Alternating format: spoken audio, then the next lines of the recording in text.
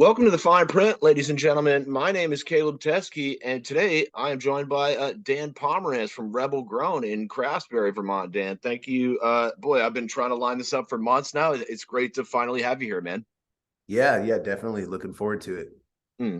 Now, I usually ask my guests to share a 5-minute life story off the top, but I'm guessing your life story is going to be the bulk of this interview, or I'm hoping it will be. So maybe you could just give us some basic trivia off the top, and then we'll dig into the rest later. You know, where you Sure, yeah, from? without getting too deep, I've been really passionate about cannabis for most of my life and kind of really just set on a path of making it my life's goal to find the right ways to be involved in it. And I started out I fell in love with Vermont when I was a teenager and made it a goal to finish high school and move to Vermont to have access to better weed and live in the country more surrounded by nature and be a grower. And so I was able to kind of do that and evolve over the years in the Northeast, and eventually moved out to California. Ended up in a really unique part of Southern Humboldt County, which is kind of the epicenter of cannabis culture in Northern California. And more importantly, of that area and that region, which is so historically known for it, I ended up in a small, real subdivision kind of mountain community that's a really sacred place, and was able to kind of establish myself there, really kind of living all my dreams as a medical cannabis grower, and started a collective and a seed company and a brand. And really the whole time, as much as I love California, always felt that I wanted to be rooted in Vermont. And I bought a property there 10 years ago that used to be rented out as a artist retreat and recording studio when I lived out of California. Word up to Walt Westinghouse, because strangely, there's that connection there. Yeah. Right. Yep. Walt, who's amazing, and set up soundboard and all that stuff. And Looks like he did a beautiful job too. oh yeah, I mean, as you He know, I always mean, does.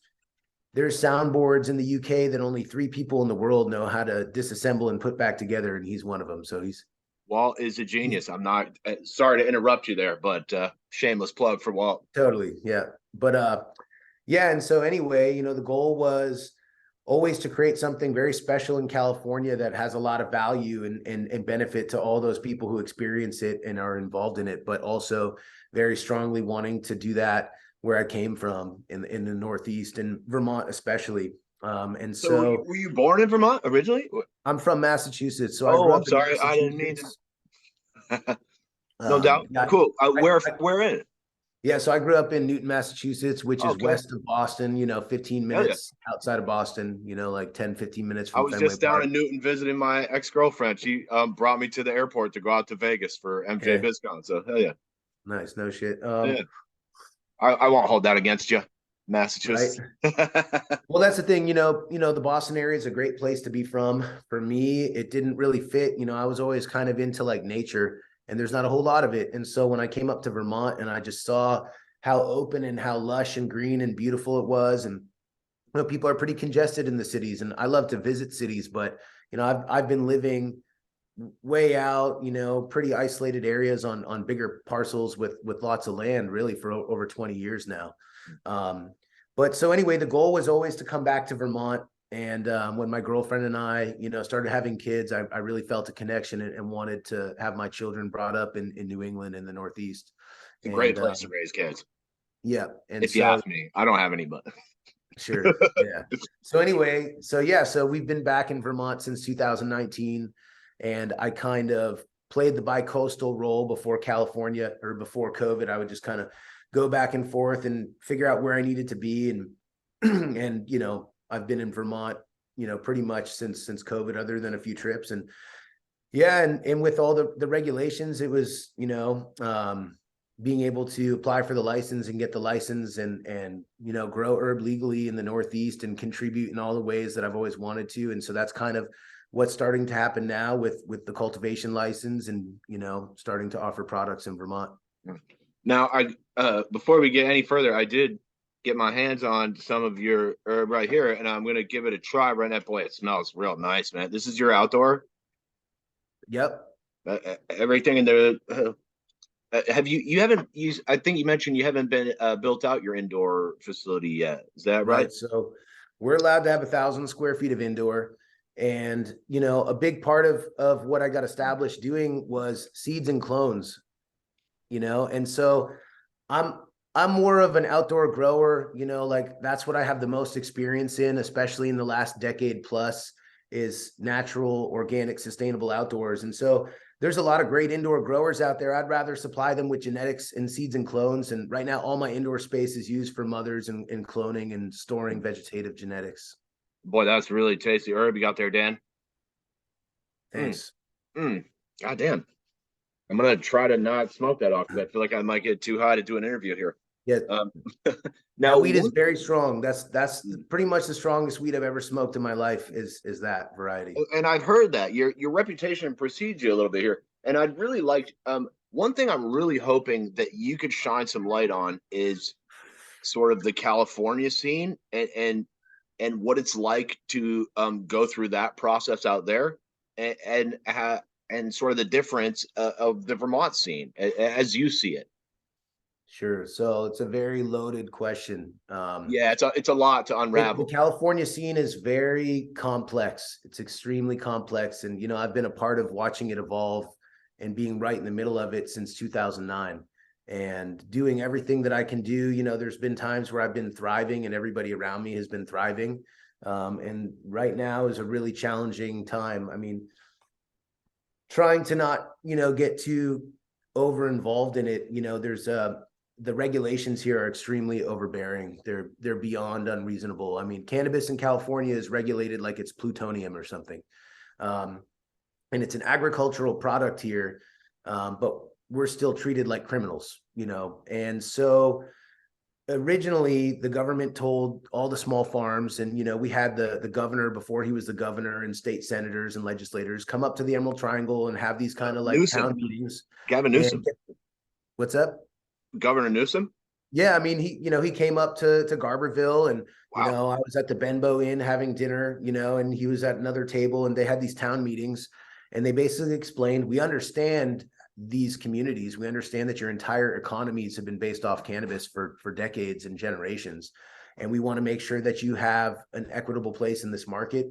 And we were told that there was going to be a 1 acre cap on a farm or a business, and so all the big corporations who were just itching to get into this gigantic market of 40 million people in California and 12 million people in the sure. LA area and Orange counties, we were told that there'd be a limit of how much you can grow. So everybody has a fair chance to compete in the market to see who actually has a great product, who has a great brand. And at the very last minute, some backdoor lobbying was done. And that part of the limitations was taken out of the laws that passed. And so companies could stack licenses or just have partnerships and other entities that could stack licenses. And so where my max license in Humboldt County is for up to 1 acre, and I don't even have a full acre out of that because my county permit is only for slightly over 30,000 square feet. Other people could stack acres and acres and acres and acres. And so therefore you have certain counties that also allowed that type of cultivation. And you have places like Santa Barbara County and Lake County where people can have 10 acres, 30 acres, 50 acres. And And so you said they there's, snuck that in kind of last minute, huh? yeah. And so as it evolved, it's like bigger and bigger players with more funding have come into the market. And a lot of them don't know a lot about cannabis. A lot of people have lost a lot of money. A lot of investors have lost a lot of money. Um, but how can my barely, 3/4 of an acre compete with someone else's 50 acres? Well, my weed is always going to be better. There's been estimates that of all the cultivation in California in the last several years, there's only been enough dry space for 10% of it. So And I'll it's a tell, I, giant. I hate to cut you off, but that hit of weed I just took from you right here is better than any weed I've smoked coming out of any of the MSOs here in Vermont. Oh, thank you. I really appreciate that. And, you know, feels really great to get that type of feedback. And that's a variety that you're smoking that comes from plants that I selected from seed plants in 2010 and have different years and various selections of in crossing and back crossing to try to get it as good as what I can make it. And then figuring out how to grow it, especially in the Northeast, to make it perform. So yeah, man. That's awesome. And And before we get into that, I want to keep you sort of on this California train because I wanted to ask you, like, do you see a lot of that corporate influence? And I assume you're going to see that in markets like New York and Boston. Like, I assume that you're going to have all the big money players, especially California. When it comes to weed, I sure. assume that you'd see all the money coming there. Yeah. So the thing about it, like New York and Boston, Boston, Massachusetts, especially, the regulations are really horrible and they treat cannabis like it's like medical devices. And so I had been doing some early consulting work in 2014 with groups that were applying for medical license in Massachusetts. You had to have a 500,000 in escrow. And it was just, unless you were politically connected or had a ton of, finances and really professional people, you had no Half chance a of, million in escrow, yeah, huh? being involved in Massachusetts, and it's still kind of like that. California, on the other hand, has a culture that pre-existed. Like there's a lot of underground growers in Massachusetts, but Northern California is worldwide famous for its cannabis culture. There's been Yeah. tens of thousands of people operating in the illicit market and then the gray area of the medical market. I mean, there's so many people involved, and so there was I no mean, way Cali for. weed is what we used to look for. Like when I was in college in Massachusetts, I went to WPI, and like we were always looking for Cali weed, and we had a couple plugs that would sometimes send us that shit in the mail, and we could get ounces of super silver haze for 225, dude. Like killer top shelf weed. Like Cali definitely is the epicenter. Right. Yeah. And so, with California, there's no way that it's just going to go There you all, go. corporate weed and fucking get all the farmers out of it. There's just no way. But it's it's very complex. There's a lot of different things to talk about. And but where I was back on the overproduction, so that overproduction that happened in California, the problem is, buyers used to come up and take a certain amount. Well, all of a sudden they're taking more and more. And so when you have a buyer who's looking to fill for a bunch of brands in the Los Angeles area, and they used to come up and want 100 pounds distributed by the best weed they could find from several farms, all of a sudden they want 1,000 pounds. And they just want to pay the lowest price because they thought that all the consumers are stupid. And all the dispensaries got bought out, or not all of them, but many dispensaries got purchased by these MSOs and larger corporate companies that are being controlled by, directors and executives in other states. And so I think everybody in California has just lost their ass because the retail taxes are so high that anybody who smokes weed can just get some weed from like their cousin or their neighbor What or are we their looking friend. at for taxes out there, Dan? I forget the rate, but there's like a cultivation excise tax, and it's something ridiculous. It's like you could just go buy weed from anybody who grows it in their backyard or has a few plants. Like if you live in California and you don't know where to get good weed from like a friend or a homie or a family member, like You I probably guess haven't you're the left the type of house for a minute. person. Yeah, and so the dispensaries here are really for consumers who have a lot of money, people who maybe used to smoke weed in college but haven't for years because it was illegal. Now it's illegal. They have money, they can afford it. And then there's people who are fans and supporters of certain brands. Like my stuff is in the dispensaries. It's another very long story about kind of where that is and how it evolves and progresses.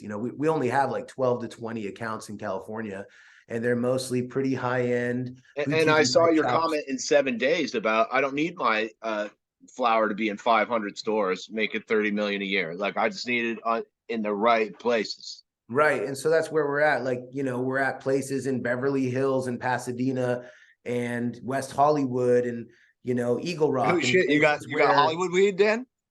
yeah, it's like what's funny is the whole time that I lived in California, I was up in Humboldt, mostly in the hills, and I'd come down to the Bay Area and stuff. And, I'd never really been to LA. That's So a I long went. drive, isn't it? It is, yeah. And so I went in May for a grand opening of a dispensary that had our product in a big awards show. And that was my first time like being in Hollywood. And it's definitely a trip. I mean, I can see the allure of Southern California, like it's exciting and stuff, but interesting for sure. Hmm. Tell me about the Emerald Cup a little bit, if you wouldn't mind. That seems like a good place to maybe ask about that. Sure. So the Emerald Cup is a competition that started, geez, it must be, I want to say 18, 19 years ago in northern Mendocino in the Laytonville area. And the founder, really, it was just him and some of his friends and neighbors. They got together and had a potluck dinner and decided to see who had the best weed. And it And was really is that fun. popping off right now? Because I feel like I have some friends that are out there.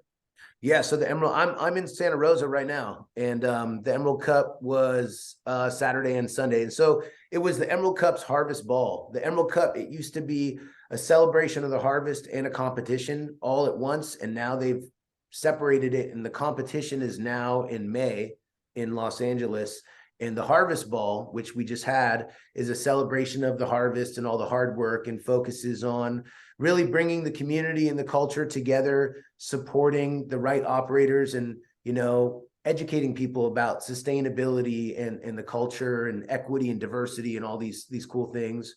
Yeah, I saw some nice pictures.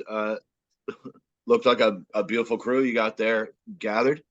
Yeah, so the Emerald Cup started as that little potluck dinner, and it evolved into an actual competition with music and entertainment and How big education. is it? It looks like a pretty good sized convention you got going. Yeah, sure. I mean, it's the event of the year, man. So I've been the self-proclaimed biggest fan of the Emerald Cup since 2011. So my first Emerald Cup was 2011. That was the last year that they had it where it started, which is Tim Blake's property, Area 101 in Laytonville, California, which is really just the bottom of the hill from my farm in the mountains. You can either take the north side, down Alder Point to Garberville, or you can head down the south side of the mountain just to Laytonville. And so that's kind of, I got to go the last year they had it in this original place. It's a very spiritual I've property. seen some pictures. It looks lovely.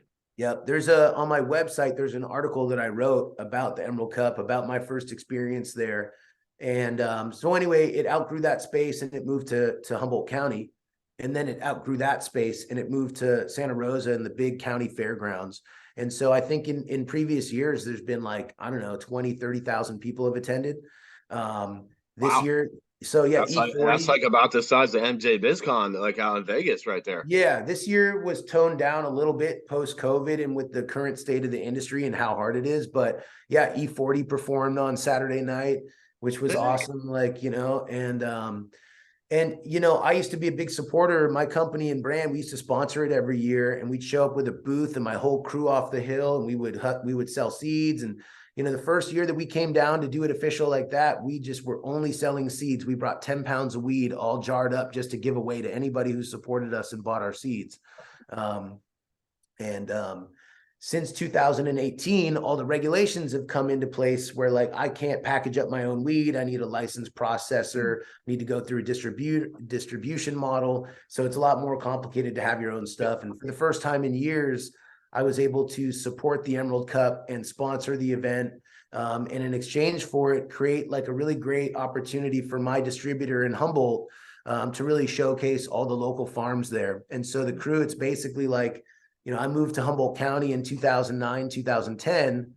And it's one of the only places in America where people in the cannabis industry are struggling to maintain the only life they've ever known. So all the other guys in that crew, they're all second and third generation growers. What a shame. This one woman, her family's been there. She's fifth generation. Her family came there in the 1870s. Who probably helped build this entire legal market. Yep. Like for instance, her farm, her partner and her have been growing on the same property for 30 years. So when you hear Emerald Triangle this, Mendocino that, Humboldt Trinity this, it's like there's all these great operators that are so deserving, but Southern Humboldt is really the only place where that community, developed. That's where it all really, really, really started. And it's been difficult for the most deserving operators with such incredible stories and such incredible product to struggle. So I wanted to be able to Go ahead. I just wanted to be able to showcase that. So we had a really nice opportunity in the small farmers building right in front of the lounge, and people came and showed a lot of love for the product, and for who all these people were. And I made a nice little spot on the side to sell my seeds and our branded flower from my farm in Humboldt. Cool. I had a follow-up question. It seems like, and maybe this is like a stereotyping, but it seems like in most industries, the people that are doing the most work make the least amount of money and kind of just get shit on. And especially it seems like that's true in the weed industry and especially in California. Is that accurate? That's what's been accurate recently. Like Humboldt always had the best weed. So when people were looking for weed, like, it's like, and you think about prices going back, it's like people would get their weed from like the Sierra foothills and Grass Valley and certain parts of Mendocino, and a lot of growers in Lake County and, Butte County and Calaveras County and all these areas. They were always smaller scale, less experienced, and they also didn't have the unique microclimate. Humboldt County in the hills, it's kind of like a mix between like, like the mountains of Afghanistan and the Mediterranean. It's a very interesting climate. And then we have this, variation of how far you are from the coast compared to how far inland you are, and then which mountain ranges are in between, and what rivers and creeks are bringing moisture up. So there's a lot of balance that goes into where the good weed really comes from out here. And you were right there. I landed in a neighborhood when I came out. I came out to visit and work on a farm in August of 2009. And I ended up in this place that is just so, I'm from the Boston area. I'm living in Vermont. At the time, I had like a little grow room in Vermont and some outdoor plants. And I was like, what's a pot farm in Humboldt County going to look like? And it just way surpassed what I could have imagined. And I ended up moving out into that neighborhood. It's like straight to the Mecca, really. It was legit like the Mecca. And that's the thing. It's like to other people who it's normalized for because that's what they've always known, or they're just like showing up and acting. To me, Look, our parents grew a few pot plants growing up, but like that's like another scale. I'm still not over it. In the land, in the neighborhood where I'm a landowner and a licensed farm owner and have been growing for years, like I still consider myself a guest in that community. It's a very sacred place. And so once I moved there, I started meeting other people. Everyone that you meet is a grower. Everyone you meet works for a grower. And so I'd like, go out to dinner with friends in Arcata on like a day off to do laundry. And people would be like, hey, so where do you work at? And I'd be like, oh, I'm out in Island Mountain, and they're like, oh shit. And I'd always be like, why? What's up? Is that normal? They're like, no, dude, that is not normal. Like Island Mountain is like the most legendary outlaw place there is. Like that place is crazy. I'm like, what do you mean? Like, well, how much weed does your boss grow? And they'd be like, yeah, we grow some weed. And I'm like, oh shit. I'm looking around my neighbors in my community, and like, I guess we're growing the most weed, And the thing about that community is, just being totally honest, the lifestyle for those people was about their lifestyle, living way out in the mountains and homesteading amongst nature. Yeah, I'm sure there's a ton of that out. It was more about getting by year to year than it was about like growing the best weed. And I found that the communities in like Laytonville and northern Mendocino were more into like the craft and the genetics, except that those people grew way less. And so when I came to Humboldt, I was like, well, if we're going to grow this much weed, we better make sure it's as good as we can get it. And so I came to the Mecca to learn from these guys that had been there for decades. And there's so much stuff that I learned, but I also came with a lot of enthusiasm about organics and sustainability. Right. When there's so much quantity, it seems like the only way to set yourself apart is by having that quality. And that's what I always had on the East Coast, because I've been selling weed since I was pretty young. And I made it a point to like, I don't, I say this all the time. It's like, if you're going to do something, how can you guarantee success? You really can't, but you can do your best in certain areas. And so one of those is, if I'm going to sell weed and it's average, there's a chance I'm not going to succeed. The best thing I can do to guarantee my success is to do every step possible to make sure that my quality is always as high as I can get. Like, why would you ever cut corners? There are so many people, especially would you see with the MSOs, they were trying to sell this like subpar weed. It's like, dude, if you guys are going to have this big brand, at least grow some killer weed. Right. Like, because if you don't smoke weed and you're not involved with weed, you can't really understand. And so, because of my experience in California, I have a lot of friends and acquaintances and people that I've worked with over the years that are, involved in all types of different cannabis companies and brands, from the smallest possible craft operators and hype seed breeders to like the biggest corporate people of all walks of life and every background. I bet you've made some interesting connections out there, man. For sure. And it's interesting to just see it from the inside, to like watch the lives and how it unfolds for the smallest farmers in the triangle versus the biggest companies that are like fucking, raising capital at values of hundreds of millions of dollars and have the craziest stuff going on. But at the end of the day, we're all people. We're all trying to figure it out as we go. And so I like to try to just learn from what I'm observing with all the things that I've been able to experience and take in. It does seem wild the amount of money that is flowing into some of these companies when other people are struggling to get fucking bank accounts open, man. Like, and this is a federally illegal thing, boy. Like the stock ticker doesn't indicate that shit. You know, it's and that. Do you find that kind of hypocritical at all? I mean, Yeah, I find it astounding. Like I think that most people in weed in California are probably losing money. And I think for years I've watched groups of people lose somebody else's money. It's like it's crazy, you know. It's like if I ever owe somebody money, like I take that very seriously. And you know, like I've experimented and spent years doing business development and seeing what opportunities were out there because I have very specific goals for my vision of what I'd like to do. And obviously I can't accomplish it all on my own, but like I've never taken any money. I own 100% of all of my businesses and my farms because like I'm not going to partner with somebody unless they're really going to give me the value that I need to get to the point that I want to get with the impact I want to make. And it's like it's just crazy.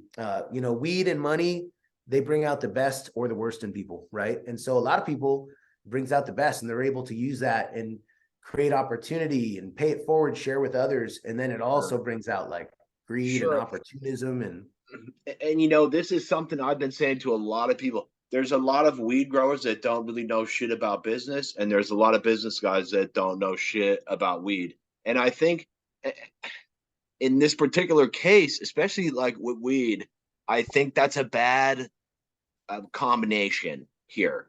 And I think that personally, I mean, this is a little my personal opinion, which I try not to interject too much of, but I think those people should be left out, dude. Like, fuck them. Like, we you know, people, man, I it's know they let the money flow, which is nice for some people that need money to start businesses. But like, fuck, man, well, here's people. my take on it, right? So it is true that most real cannabis growers are not necessarily business people as well.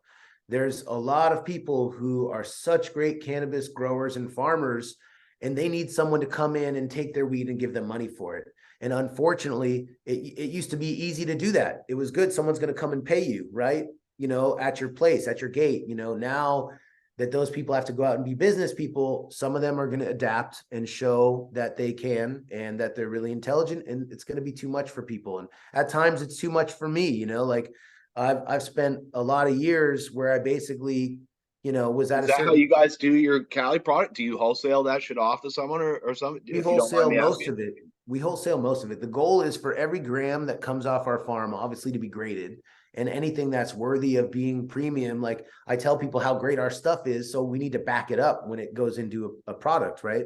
Um, and so the goal is for everything that we produce to be in our branded packaging, either a jar of weed to smoke, a pre-rolled joint, some bubble hash, and you know, and then our seeds, of course, which is what we've always led with. And it's like to get to that, we have the answers and the proof of concept. Like retails want to support us, but it's the hoops we have to jump through with the distribution that we can't do it ourselves without a distribution license and the infrastructure. And that's very How about the complicated. packaging, Dan? The packaging in Can I California, stop you and just ask you about the packaging before I forget? Because I'm gonna have a stoner moment, but it seems like some of that is just unnecessarily cumbersome. yeah. And, you know, I think there is efforts and legislation that's going to make all that stuff better. I mean, Vermont's got complicated packaging too. California, the thing is, the way they sprung it on everybody at the end of 2017 and in early 2018, they came up with the laws. And I had just bought like 10,000 of these really nice Oh jars. I boy. have like a shitload of them here. I'll probably Do you have to do that? What is it? Prop 650, the cancer bullshit? Is that part of it too? the 65. So Prop 65 is not a big deal. That's just you have to put a warning that it could cause cancer. But The is issue, that included on California cannabis packaging anywhere? yeah, and you know what? They might have even gotten rid of it, but let me see. This is my current I California was just packaging. curious. I've never really seen any good examples. Um, yeah, so that would be this, you know, on the bottom. I don't know if my camera is going to pick it up, but basically it just says a little thing on the bottom that it could cause cancer. But So there the is a issue, sticker on, and that is one of your products out there, huh? This is like an exterior box, but the Are, thing that are you happened for are me, you required by the state to put that on there? yeah, you have to put the Prop 65 warning and then some other state warnings. I mean, it's really not a big deal. That's not the issue. The issue I was for no, me, that was a side quest I was just curious about. sure, the issue for me is that I bought a whole ton of packaging right at the end of 2017, and then like a couple months later, it was needing to be child resistant, and mine wasn't. So I still have like a ton of stuff, but now, and they were custom jars that I had like custom manufactured for my brand. So finding a lid that's child resistant didn't exist, and you'd have to pay tooling fees to have one developed, and it was going to be like a $10,000 expense to fix the problem. And so I still have 8,500 So they jars. didn't like grandfather you into that or anything? They had a short period of time. I believe they made it so you could do that through March or February of that year, but then that was it. So it is what it is. And I think that California Hmm. has made so many mistakes with their regulations that they're going to start fixing things because, they don't seem to care that all the small farmers in these little communities are starting to fail and like, lose I mean, not just their homes and their businesses and their livelihood, but their whole lives. And it's really crumbling in on a lot So of that people. is what you're seeing out there, Dan, huh? Yeah, I mean it's very bad. But here's the thing that's going to make it change. All the fancy corporations are now having the same problems. They've all been operating at a loss. They've been buying shelf space and using investor dollars to continue their operations and just falling further and further behind. And Dude, there's it's no all answer built on because debt. It's all built on debt. California has certain counties that are banning cultivation or banning retailing. So there's a lot of areas in the state where people don't even have access to retails because they're not allowed to open. And the retails have so much tax that most people don't buy at them. So all these fancy companies are going to start having so much debt that they can't make their payments. And when those companies that have spent tens and tens, if not hundreds of millions of dollars on building these fancy companies, when they really start to crack, that's when the pressure will be on the government to change the regulations. And this is why I think that they haven't figured out how to grow good weed yet, because they're figuring out every other fucking problem. They're horribly Right. managed companies. And when you Some put people in have, and charge that so don't know here's what the they're deal. doing, this is the results you should expect. And also, I wanted to mention, you mentioned the shareholders earlier who are getting fucking absolutely fleeced on a ton of pump and dump activities and are also just some of the rudest people I've ever interacted with who are investing in like if you're going to invest in a weed company, invest in a company that grows good weed, but they don't know shit about good weed. And so they're pumping all this money into these companies, and the executives now are being pressured by the shareholders to sort of, cut corners, if you will. Most people investing in cannabis, I mean, listen, man, this is a very complicated subject matter. And so I can't speak for other people. I can just share a bit of my It wasn't on opinions my list either. and insight. And so I just think like, I don't know, there's all types of different investors in cannabis, and there's all types of people who are doing well and have a niche and are succeeding. And, even though California is overwhelmingly challenging and difficult right now, I'm sure there are some people who are thriving. And, our market in Vermont is incredible breath of fresh air and incredible opportunity for not just me, but everyone there. But I think a lot of investors come into cannabis, and if they don't do their research and really become informed and experienced, they're just basically like blind through the whole experience. And It seems like most there's people a are lot of coming that. in, Guys just throwing money at the problem right. in this Well, a particular lot of instance. them, a lot of people raised money before 2017 and through 2018 when there was a lot of promise. And I could just picture like someone being like, yeah, I worked on some farm for a few years, or I did this and I'm going to do this. And I just seen so many people start developing infrastructure that must have cost hundreds and hundreds of thousands or even millions of dollars. And I know a lot of the operators just weren't necessarily the most professional or experienced. And I can only imagine how much money people have been losing. I mean, in Canada, some of the biggest companies in Canada are operating at a loss of $150 million a Canada's a year. fucking mess right But now. as they're spending that 150 million a year in operations, all they need to maintain the values of their shares, in my opinion, is for the revenue to go up. So it's like if you're spending 100, you're losing 150 million, but your revenue is going up a few million or 10 million every year, and you're projecting to be profitable in 2026 or something. As long as the revenue keeps going up, their shares still maintain the value, even if they're operating at these losses. And the way cap is so crazy, they could probably just refinance all their debt and still get more money to pay for operations that are losing money. So it's like, it's just very complicated, crazy stuff. That's an interesting point, dude, that you make there about refinancing as well. I know a lot of those companies probably have those options available to them. Yeah, I mean, Where small companies like in Vermont, for instance, can't get any fucking financing whatsoever. well, the good, there's good and there's bad about Vermont. And one of the things that I think is good that's realistic is the state is saying, if you're going to grow a business, grow it in a responsible, healthy way. Don't just go, I'm going to grow a ton of weed and open all this stuff and then figure out later how I can sell it.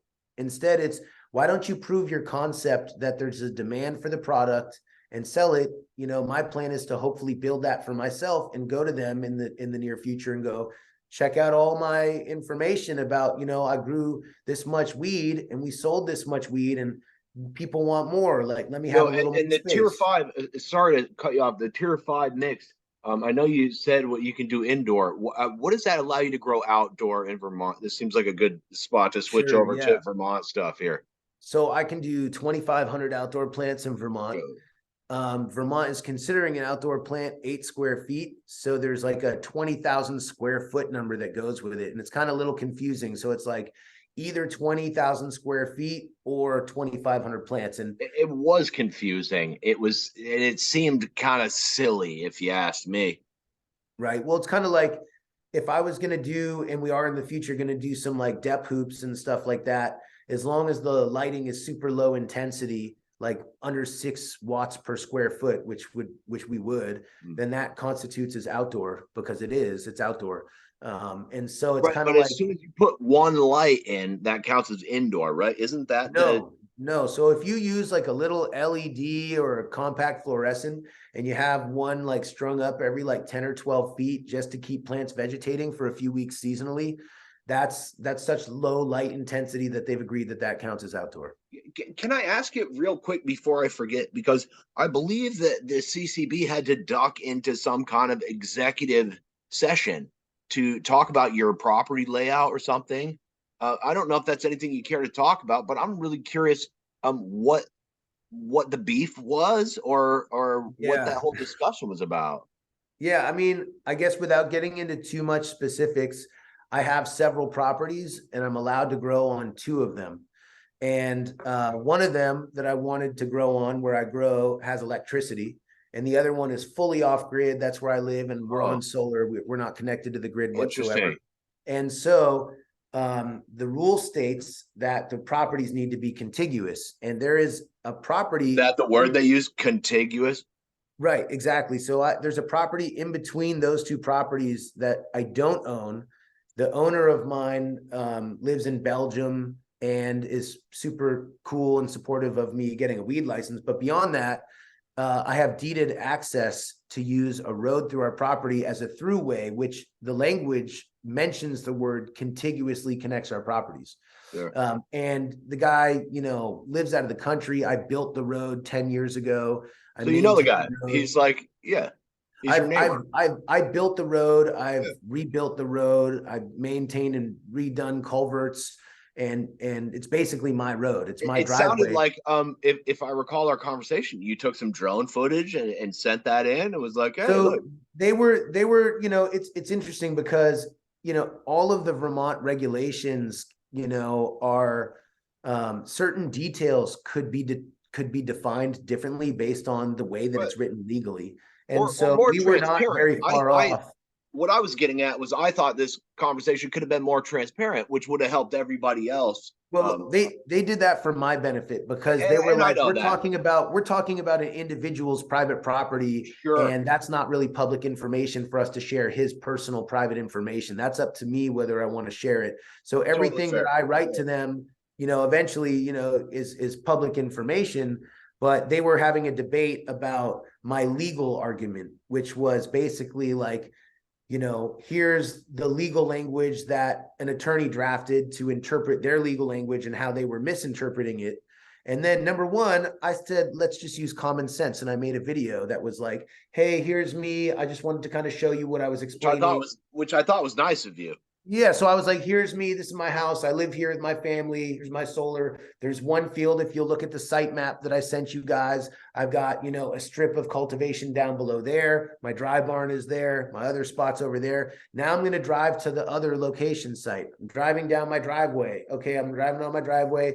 This is my property. Okay, now we're there. Here's the other driveway. Here's my That seems barn. like the kind of work that the state should be doing, though. Well, they needed to understand it. So I was like, I keep my tractor here, and I have electricity here. So my moms are here. I've been operating a hemp farm this way for 4 years. When people come here, they don't go, this is this place and this place. They go, it's Dan's place. The whole thing is my place. And so I just needed to show them that it was one farm, one location, one business, and they were like, yeah, And it that's worked. It sounds like they sided with you. right. And the reasoning is the way they have the law written contiguous is they don't want people driving back and forth across a neighborhood, right? They don't want you to be like, well, let me take plants from one place and drive across town to this other property that's growing weed and like have that disruption in the neighborhood. My explanation was you can't see any neighbors from anywhere. Like this is in the wilderness of Vermont. There's no neighbors. There's no The guy lives there's in no Belgium. Like he's not even here. Like right. Like there's no like traffic or public roads that are nearby or visible or anything like that. It's totally on private property that's controlled by me. well, that was nice to see that they sided with you. I was pumped that Yeah. worked out in your favor. Right. Yeah, that was It's cool. always interesting, like when they're like, yeah, we got to go into the back into the executive session. Like, oh shit, Well, what's crazy is, I had to appeal it in the first place because I was so shocked that they were denying me. And then I was corresponding with the attorney for the CCB, and it's like this guy was super, super polite and super respectful and super professional. And I was able to kind of just directly explain what I needed. And he tried to handle it from like a total non-biased situation. Like he represents the CCB, but it's his job to facilitate figuring out how to do an right? appeal. Because didn't you also have your social equity status challenged? Is that something we could talk about? I Sure. seem to Yeah. I recall mean, that. I'm pretty sure it's all public information. Yeah, So yeah, yeah, yeah. I applied as a social equity applicant and I was denied. And then I applied as a second time under a different reason and was denied again when it really didn't make sense. So I'm actually currently appealing that situation. And they were in touch recently. They apologized for the delay getting back to me. And they will be hiring an administrative law judge to kind of act as an arbitrator. And I'm looking forward to being able to Really. present all the details of my legal argument, believing that I do fit Vermont's regulations for social equity qualifications. And now, again, dude, I don't want to pry into any details, but I did like it sounds like you did maybe have a weed charge that would definitely fall into the Vermont statute Sure. as I've read it. So yeah, I don't know how detailed I should get or not, but I Yeah, have a you don't have no, to, no, it's but all like good. It's all good. If I don't want to talk about something, I'll say so. But so I have a felony conviction for cannabis possession, and I was incarcerated for a short period of time because of that. And they are saying for several reasons that that's not good enough. And without getting into those reasons, because in case we actually do arbitrate no, I it, feel you. I'll be getting into all the specifics and the details of their legal language, how me and my attorneys interpret it, thinking that they're wrong in the first place, but also all the evidence. And then I was like, oh, well, you know what? I read the rest of the regulations. I actually qualify for a different reason, being a person from a socially disadvantaged community and being harmed by cannabis prohibition. Dude, And so, I think, and this is again, this is pure speculation in my personal opinion, and this is not. Um, I think the way they've written the law that you would win that case. yeah, well, so the way that they've written the law, and believe me, like I'm telling you, I'm very intimately like knowing the details of these I read regulations it and how word they're for word, interpreted. dude, and I think you have a case there. So they say that you need to live in an area that was disproportionately targeted by cannabis prohibition for 5 of the last 10 years. I wish I could And screen share because I'd pull it up right fucking now. right, so I lived in southern Humboldt County. And aside from black and brown communities, I don't really know any other area that was targeted worse in the drug war. And then you need to be able to, so Humboldt County has some of the worst crime statistics, housing crisis, job crisis, all these things that are part of the Vermont regulations that meet, qualifications for being an area. It's like, you don't need to point it out. It's pretty much a total fact that area was disproportionately targeted by cannabis prohibition, and that the housing industry, education, job industry, and violent crime, all those things were caused by that. So that's common knowledge, and there's factual evidence to back up the legal argument. And so the next part is me being harmed because of it. And I presented them with a lot of stuff that I experienced that was pretty deeply traumatic. And they basically said that even though you went through a lot of hardships, we don't think it was harmful enough. Oh, it wasn't And bad enough. I'll save all the details, because the thing is, I have a great relationship with the CCB. The people who come and do our site visits, like I like spending time with them, I think how about police though? How has your interactions with police been throughout your lifetime? Because I bet in California, I mean, you might run into a few of them. I try to live by the code that, like, everybody's just a person and police are people too. And there's good cops out there, and this is a public interview, so I don't want to like go too nuts on it. But like, I really don't like cops. I don't like law enforcement. It's needed. There's good people out there. I've had interactions, in Vermont that are more pleasant than anywhere else, where I get pulled over without a seatbelt on and my kids in the car, and they're just trying to do their jobs. But a lot of the types of people who are involved in law enforcement, may not be in it for the right reasons. And due to all the weed stuff, it's like, I've had a lot of harassment in my life. How about the DUI laws? I'm sorry to cut you off, but that was another thing I wanted to.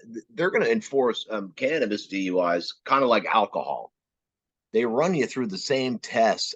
Do you think that's a fair assessment of impairment for cannabis? No, but I don't even want to get into that conversation. Okay. My thing is with cops, for some reason, like I used to be, I don't know, man. I've just had a lot of bad experiences and bad interactions. Me too, dude. Like with cops, most if you of treat them. cops with respect and you're not nervous, it's like I consider myself just like anybody else in society, paying taxes and working hard and trying to raise a family.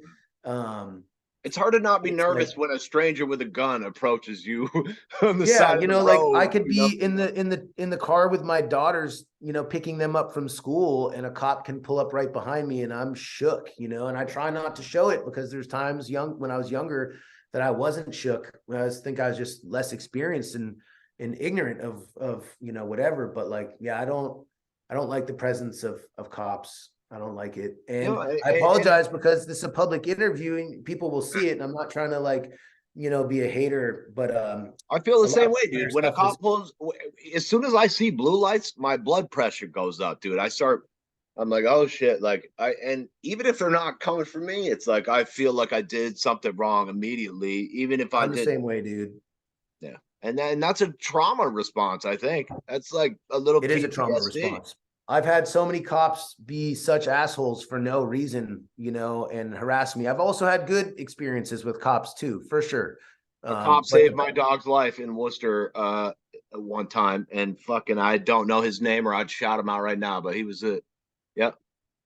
But they're few and far between. I didn't mean to harp on the cops either. Yeah, we shouldn't talk about cops. Yeah. They don't deserve the airtime, really.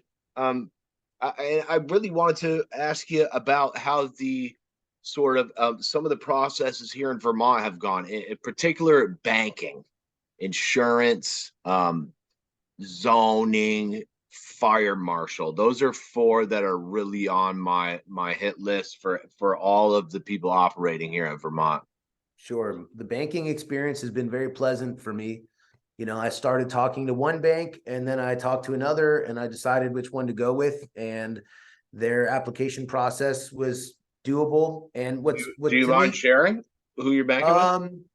I don't know. I mean, there's no reason not to share, but I don't know. I think finance is personal, And so anyway, here's the funny thing. The funny thing is, like, it's brand new to the bank. I think it's great that Vermont said, hey, like, having a bunch of cash is a giant liability for so many reasons, for safety reasons, for money laundering reasons. Like that's not a good idea. That's irresponsible. And so to make local credit unions feel comfortable to go ahead doing cannabis banks without feeling that there's too much federal liability was very responsible of the CCB in the state of Vermont. And so that's a good thing. And for me, I'm not used to operating without mostly cash. And it's a hard thing for me to adapt because it's like leaving the house without cash for me is like leaving without my phone. I really Yeah, like and to it be able seems to. like every dispensary in Vermont is cash only right now. There's Well, not I another, don't exactly know how their sales go, but most of the transactions, are from what digital. I've seen. So From what that's I've seen. right. And so anyway, with the banking, to me, it's funny and entertaining because like they call the account I have is a marijuana account. It's not like a cannabis account or like a cannabis business. It says marijuana like right on the banking app, which is just really funny. And the people at the bank, they're just like Vermonters and banks. All of a sudden, they have all these weed people, and so I'll like deposit a check, and they're like, "What type of account?" I'm like, "It's a marijuana checking account," and they just kind of, it's kind of they're like it's cool. It's been a good experience. Is it cool? Because I'm sure it is cool for you as someone who's been trying to build this for your life. But as someone, to me, it feels like a bit of discrimination in Well, terms of opening a business account. it's a little ignorant for them to call it a marijuana business, and they should probably That call it cannabis. the state has changed that wording. They They had a they fucking vote on that, they actually. should call it a cannabis business. But listen, man, I mean, I love cash, but and also like I don't grow weed and do weed stuff for money. That's not the motivating factor. But No, if but you you got to want to take keep payments somehow. if You got to get your money somewhere. Right. Well, I'm just saying, look, I grow weed because I want to explore the plants. I want to experience the plants. I want to smoke the weed. I want to see all the varieties and flavors. I want to interact with the people. That's what I do it for. But I figured out a long time ago that if you don't know how to be running a business and be organized, you're not going to get to keep sharing those plants. And so um, dealing with cash for many years is really stressful and a lot of work. Like I've had No, years where I had employees and their fucking job was to go get money orders to pay bills. I need to pay for equipment. I need to pay payroll. I need to pay for all these things, just like any other business. But now I have to pay somebody $20, $25 an hour to run around to a bunch of post offices and get money orders and send them and all also, over it the sounds place. like you can't write a lot of those expenses off due to these 280E tax codes. So yes and no, but either way, having access to banking and digital money makes a lot of that stuff easier because it's just a lot less runaround than only using cash. I think that forcing people to do it may not be the right situation, and everyone's situation is unique to them. For me, I'm I stoked agree with that that. like if Vermont had not made that a regulation, a lot of the banks may not have given, maybe they wouldn't have given me one. So the fact that the state went to the banks and said, "Hey, listen, if you let these weed people have accounts, we're going to regulate it, license it. You're not laundering money. I don't think the All their state sales are went going to to be the tracked and banks. traced with the I don't think retailer." the state went to the banks. I think that went the other way around. But I'm with you here. Sorry to Anyway, interrupt. I think it's good to have it written into law, gives the banks the confidence to at least do it. And for me, it's a good situation that's going to help me organize and run a business more efficiently. And I see a new this Bank of Burlington popping up, and I got some weird suspicions they're gonna be taking on cannabis accounts, which is cool to see. Yeah, I don't know any details there, so but it's Man, nice I to see some competition in that industry yeah, anyway. I would like for it to be local credit unions, man. Local credit unions doing cannabis is what it should be at. And it's like, Yeah, man, but I we struggle just with boy them. like You know, VSECU just merged with New England Federal. Those were the two biggest credit right. unions in Vermont, and they just had a merger. And really, they have different fee structures, right? So VSECU has 1.5% monthly. New England Federal had a tiered fee structure based on your license type, and kind of left people guessing. Like when you guys finished the merger, like whose rules are we going with, or is it going to be some kind of mashup of the two? And it kind of left a lot of people guessing. And then VSCCU said they weren't even going to take any more accounts. Right. Well, and here's the deal, man. I mean, the reason banking is important to me, I've been rejected multiple times for simple things like mortgages, right? And Really? so I've had multiple banks, like I've had a bank go through a whole mortgage process, and get closing documents and a closing date. And then I get an email that says account update, check your new account update. And it says loan rejected or terminated. And I call around, finally get the right executive. And they're like, listen, man, we noticed that you have a marijuana business, and we can't support that because of liability. So your loan got rejected. And I'm like, I've never missed a mortgage or a car payment. Like I'm regulated by the Food and Agricultural Department of California. Like everything is tracked and traced. Like what is the liability, And so, Wow. I've been rejected by big banks and local Vermont credit unions. And with the local Vermont credit unions, I wrote them a letter and I was like, listen, I just want to let you know, like, I'm not a criminal, I live locally. Um, I have legal businesses that every detail is like dotted, like there's nothing It's shady. all public Here's information. my state licenses and county permits. And I did get them to vote on it. They voted no, liability to, give me my own equity that I qualify for. So having this bank account now, I can basically have everything on record, that I would need to be able to have the same traditional finance that any other American, is entitled to.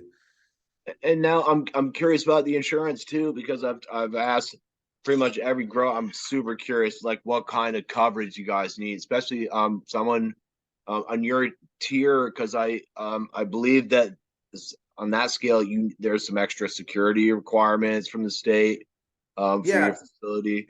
it's really doable. No complaints from me. My liability insurance is under $1,000 a year, you Really? know. Yep. You So, got a guy you'd care to shout out? no, Maybe and privately. Yo. my brother, I have an older brother, he's really good at stuff, so he helped me set that stuff up. Okay. But the That liability sounds insurance, super reasonable, Dan. yeah, A the thousand bucks. liability insurance is no big deal. And the compliance stuff, it's like, we've got cameras, that are always on live feed at, all important areas. And, whatever requirements we had or agreed to the CCB on our licensing with, I mean, it's all manageable and reasonable. Did they offer any type of like crop protection, like crop failure or things of that nature? So I didn't ask, but I think that anybody who's offering you crop protection services and insurance on cannabis has probably never done it before and is probably a sham, Bit of because snake oil. I don't think you can really insure a federally illegal product. Like it would be illegal to do that federally. So I don't, there's companies out there that claim that they have it, you know, I don't know. Interesting. Another interesting point there, Dan. Yeah. Boy, and that was kind of my point about the banking as well, and it seems like they've got around some of those loopholes by saying, oh, we'll do this with a Vermont, like in state, so none of the money crosses state lines. But it seemed also kind of, I don't know, from a personal standpoint, seemed questionable to me. Yeah. What Well, if, my nature is to question everything. I'm not very good at administrative stuff. It's not my strongest point. Me And so I'm either. fortunate that my brother was able to do that Yeah. for me. If I was left on my own to do it, I'd probably be really stressed out and struggle with it. And I could imagine a lot of growers feeling the same way. But I was lucky my brother helped me. Oh, so you got some helpful staff over there. Like, how many employees do you have, Dan? So I've got two people who are basically helping me grow the weed, maintain our moms, and are basically very dedicated to the plants with me, who are both amazing. They're both very passionate, knowledgeable, experienced. Everybody has their own breeding programs and their own genetics collections. So it's really cool dynamic. And now we're kind of ramping up with people to process and trim and manage it all. Um, packaging up our own branded product, and it's complicated. So, we're afforded the luxury of doing our own distribution and doing our own packaging. And that's a whole nother business. In California, I outsource for all of that stuff. And in Vermont, where I'm allowed to do it in my own, we're right now kind of just starting with small batches, packaging up our I was own gonna say stuff. most people got canna planners doing their labeling. Are you doing your own labeling and design and shit? Yeah, so there's Cool. there's I'm taking different you for a packaging walk companies. while I refill my water here. Sorry. Go for it. Yeah. So there's different packaging companies that I've worked with, and different packaging that I've been, designing, and I have even older designs that, I can now get the right compliant lids and stuff like that. So we're starting off building systems to do our own inventory management, obviously, and our own, processing and trimming and grading out all the different herb and packaging it and then delivering it to, retail partnerships so people can smoke the weed. Are there any of those that you'd care to shout out here? The dispensaries. Yeah. So my whole situation with the dispensaries, it's very exciting, man. I've been really happy. Like I've been able to meet and talk to a lot of the Vermont dispensary owners and management, and like everybody's just been really cool and really nice, and for the most part, easy to work with, and everyone's kind of got this shared enthusiasm. So as we kind of have For the products most going part, out, yeah. Well, I I'll be like that. using I'll be using social media to kind of list where stuff is. I know that Mountain Girl, Juniper Lane, and Sunday Drive all have our absolute best weed right now. I know that we have several others that are going to be restocked or stocked up this week. And we've sold other stuff. We've sold some wholesale flour because we didn't have our jars ready. And we've had some pre-rolls go out, which were also really nice. But it's been really kind of small, limited, sales and stuff. And now we're getting to the point where we'll have enough trimmed up of our best stuff going into jars that we can, consistently start to I know put our best it's that stuff time out of there. year for the outdoor growers to shine here. It takes a while to get organized, and this year with different challenges, it took longer than I had hoped. I thought October 1st was maybe a silly date for the state put so much on this market being an outdoor based market, which I love. But then you're gonna have it open on October 1st. It's like, yo, how about we just call it January 1st? Happy I New know, man, Year, and and you get the that would have finest. been better for me. It would have been better for a lot of people, except for like retailers and people who need to sell weed, Sure. because it's like it would have given me time to get everything organized and do it all at once, right? And it would have been more fair that way. But everybody has to keep spending and spending and spending on your overhead and your operations and all your time without bringing in sales. So it is what it is. They unfolded it the way they did, and but now I'm getting organized where we're going to have, a menu that adjusts, weekly or monthly or Yeah, whatever based. tell us about your product line if you wouldn't mind. Yeah. So, yeah. So basically everything that goes into our packaging historically are genetics that I bred. Right. And so the Rebel Grown brand, we basically, the whole, there's a lot of concepts and a lot of layers to it, but for me, I don't think it's that fun to grow weed for production, right? Growing weed for production is like, let's just crank out a product and keep cranking out the product. And traditionally, most producers, especially large scale commercial producers, they crank out what's efficient. And so it's the same thing, the Yeah, same quality Walmart over shit. and over and over again. And when I moved to California, I associated the word commercial with like terrible weed. Commercial. I didn't associate commercial with scale. I associated with quality. I was wrong. I didn't understand. And so yeah, we have a lot of really cool selections. We grow from seed and from clone.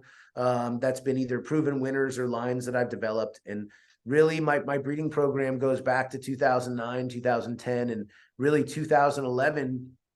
I ramped up and had a really comprehensive breeding program. Yeah, I was I got to shout to Sarah Farnsworth here, who's had some really nice things to say about some of your right. gear. Yep, she's super cool, man, and I'm glad that I was able to share some seeds with a few growers in Vermont for last year that got to experience. I think my buddy's washing some of that up right now. Cool. Yep. Yeah, I've seen some photos of it. And what's funny is I bumped into Sarah and got to see her last week. She seems like a super nice human.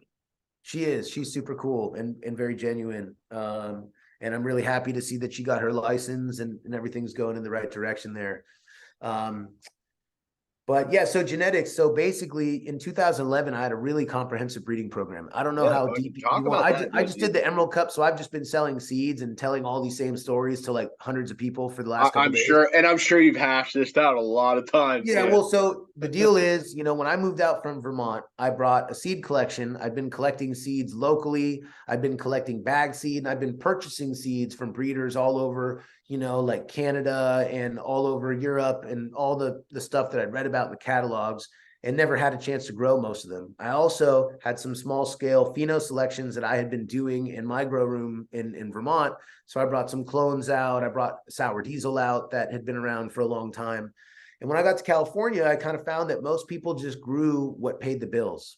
Most growers weren't in it for like the passion of like genetic exploration and finding really cool genetics. The majority of the people that I met were going to grow what was going to get them paid. And that's pretty much what it was about. And so I had access to meeting all these indoor growers in Arcata, which was like the capital of indoor home growers. And so I got every single clone that people had. And I'd go to Bay Area and get all the poppin' clones that the Bay Area or Santa Cruz had. And obviously I'm in Southern Humboldt where most of everything comes from. And so seeing what, like a small grower in Arcata with a 10 lighter, might be selling some indoor batches throughout the year and can sell it. But a Sohum guy who's going to grow hundreds of pounds and that's their livelihood, you have to have what the market wants, or else you're sitting on some type of weed that nobody wants to buy. So I collected clones from all those places and then started popping seeds and did a big R&D. That was the year that I started a collective, and I was able to sign up a bunch of people and technically grow 99 plants for each person. And I had partnered with a big dispensary that had Is 150. that some of the like caretaker provisions out in Cali? Yeah, so under the old Proposition 215 rules, you could share cannabis, in different ways with collective members. And so I would partner with a dispensary who was like, wow, we really want to work with you. And they sign up to my collective and I sign up to theirs. And then I get a contract that I can grow for 150,000 people, right? And Wow. so I wasn't worried about limitations because number one, I had the collective agreements, but number two, my neighborhood was the most outlaw neighborhood. We had like the biggest, craziest gardens, and the helicopters would harass us, but usually we didn't get busted because at the time, most of the law enforcement energy was going into the guerrilla grows in the national Sounds like a forests. lot of cartel activity out there.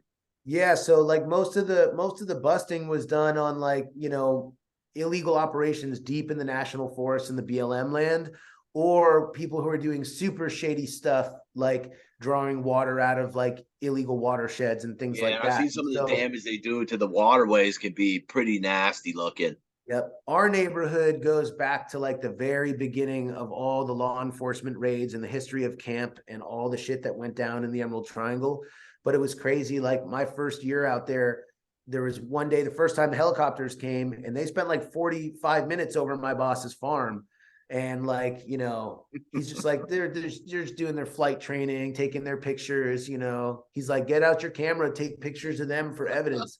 I still have pictures of this helicopter over our gardens. And, you know, anyway, I might have lost track of where I was at with that, but breeding, right? So in 2011, I had a very comprehensive breeding program where I was able to finally dive into my seed collection of stuff that I had been excited for years about, and really discover, okay, based on my palate from all the stuff I'd done on the East Coast and my experience as a smoker and a connoisseur of weed, and then seeing all the best of the best on the West Coast, and then all the European, Dutch, and Canadian breeders, let's really see what the best weed is. And my seed company started making selections from all that and new plant combinations and being like, well, this is actually terrible. And I don't think that anybody in the East Coast would really care for that. And, oh man, this isn't good either. But I also found the stuff where I'm like, this is the best weed I've ever seen in my life, hands down, world class. Like, I cannot wait for other people to see this. It's incredible. My grower friends, wait till they get to grow this. And so the origin of my seed company was testing out all those hybrids and seed lines, and continuing to make selections that I thought were the best for growers, the best for smokers, the best for brokers.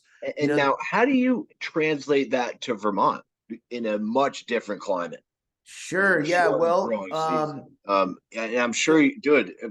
yeah. So Looks like you got some nice strains that accommodate well to Vermont yeah. or Well, acclimate. Sorry. basically not every combination is a good one. And the basis of these lines, we're talking 2009, 10, and 11. Over the years, I experimented with the ones that worked. Sometimes a combination is not good.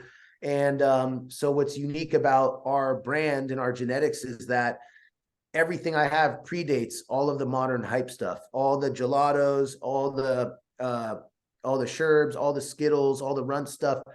All that was created 2014, 15 and on. All my genetics really started from a breeding program in 2011. And so it just predates a lot of what's modern. And so that's something that's really important, to have something unique, because I want to smoke weed. I want to smoke the best weed I can smoke. And it's never about smoking the best or better than. I just want to get the best stuff that I can create.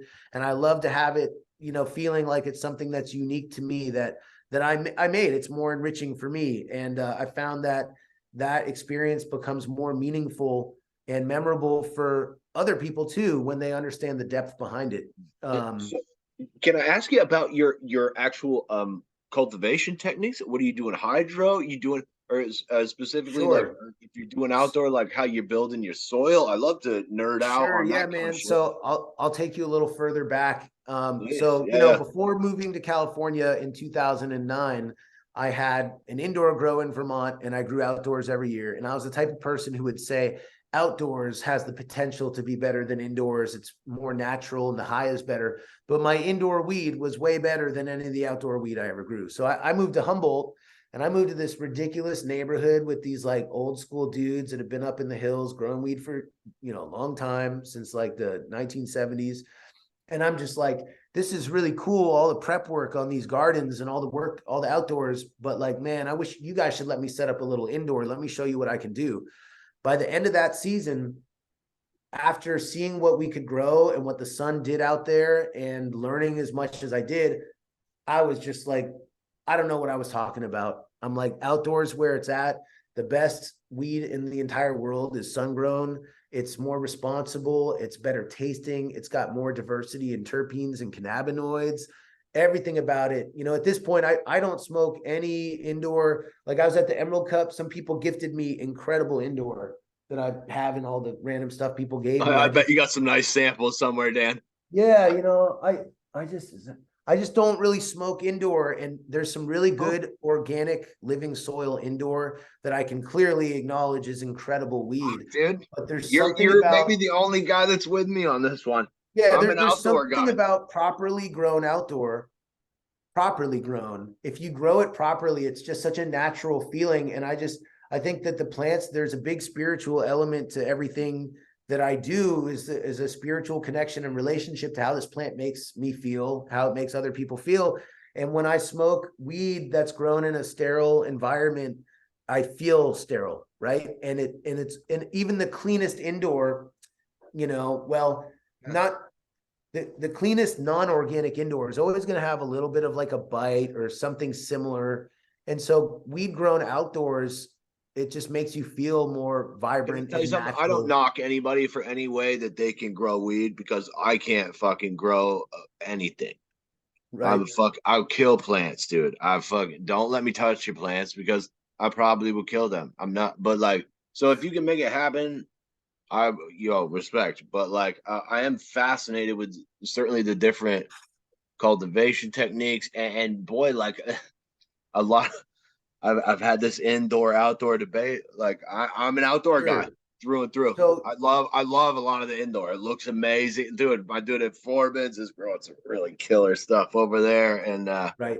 Yeah. And so I just but eventually, eh, maybe I will build out my indoor flowering space, but right now all my indoors for moms and cutting clones.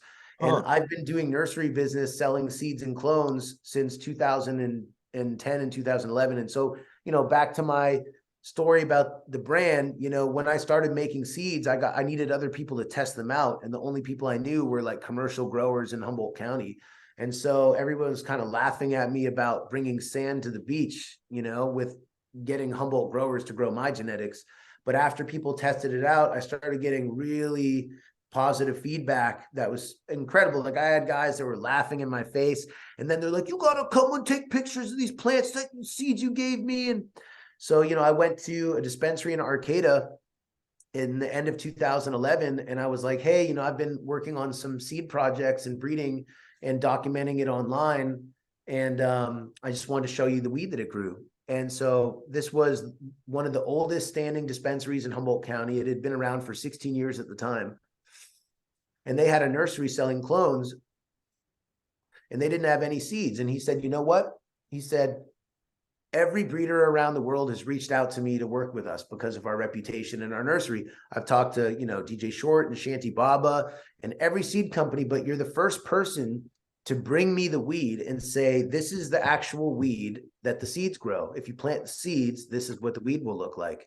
And so I was the first seed company in Humboldt County to be available to medical patients through medical dispensaries. Oh, no shit. End of 2011. And so you'll hear, so that was a really cool opportunity. And, they would sell 10 or 12 pack of seeds in a little dime bag with a handwritten note about the genetics and stuff like that. And it does seem like there's a lot of snake oil salesmen in the genetics games, Dan. Yeah, the seed industry is very complicated. And here's the deal, dude. Like I've seen a lot of people just selling bogus packs online, just getting I've been views. supporting myself. I've actually, I've never heard a negative word about any of your fucking weed anywhere. And I tried to find some, quite frankly. Right. Well, here's the deal, man. First of all, it's not that hard to be respectful and nice to people. And a lot of people that have issues with their reputation, it's like, dude, it's like, if you can't get along with people, how are you going to make it in the world?